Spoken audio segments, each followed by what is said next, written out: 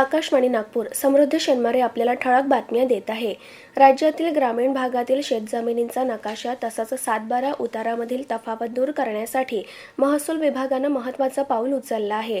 महसूल मंत्री चंद्रशेखर बावनकुळे यांच्या विशेष पुढाकारानं राज्यातील शेतजमिनींच्या पोटहिश्यांची मोजणी करून नकाशे आणि अधिकार अभिलेख अद्ययावत करण्याचा महत्त्वपूर्ण निर्णय घेण्यात आला असून आता जमिनींचे प्रलंबित वाद मिटण्यास मदत तर होईलच, शिवाय प्रत्येक भूखंडाला आता भू आधार क्रमांक मिळणार आहे।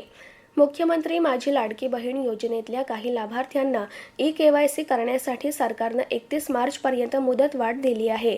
या योजनेसाठी ई-केवायसी करण्याची मुदत 31 डिसेंबरपर्यंत होती। त्यावेळी काही लाभार्थ्यांनी कुटुंबातला सदस्य सरकारी नोकरीत असल्यासंदर्भात चुकीच्या पर्यायाची निवड केली होती। या लाभार्थ्यांना योग्य पर्याय निवडण्यासाठी 31 मार्चपर्यंत सरकारनं मुदतवाढ दिली आहे।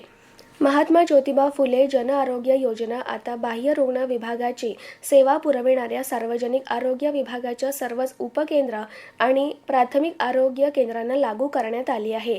या निर्णयामुळे नागरिकांना योजनेअंतर्गत नव्यानं समाविष्ट केलेल्या सुमारे 2000हून अधिक आजारांवरील उपचारांसाठी आर्थिक लाभ घेता येणार आहे। योजनेत प्रत्येक कुटुंबाला दरवर्षी 5 लाख रुपयांपर्यंत आरोग्य उपचारांचं संरक्षण दिलं जातं। राज्यातील सर्वच नागरिक या योजनेअंतर्गत राज्यातील कोणत्याही सरकारी किंवा खासगी संलग्न रुग्णालयात योजनेच्या संकेतस्थळावर दिलेल्या रुग्णालयांमध्ये आगामी रक्कम न भरता उपचार घेऊ शकतात, असं योजनेचे मुख्य कार्यकारी अधिकारी अण्णासाहेब चव्हाण यांनी सांगितलं। समता सैनिक दल आणि प्रेरणादीप बहुउद्देशीय संस्था नागपूर यांच्या संयुक्त विद्यमान आयोजित रमाई जन्मोत्सव 2026ला उद्यापासून सुरुवात होत असून हा 2 दिवसीय कार्यक्रम आवळे बाबू चौक नागपूर येथे पार पडणार आहे। हा जन्मोत्सव रविवारी दिनांक 8 फेब्रुवारीपर्यंत विविध सामाजिक प्रबोधनात्मक आणि सांस्कृतिक उपक्रमांनी साजरा करण्यात येणार आहे।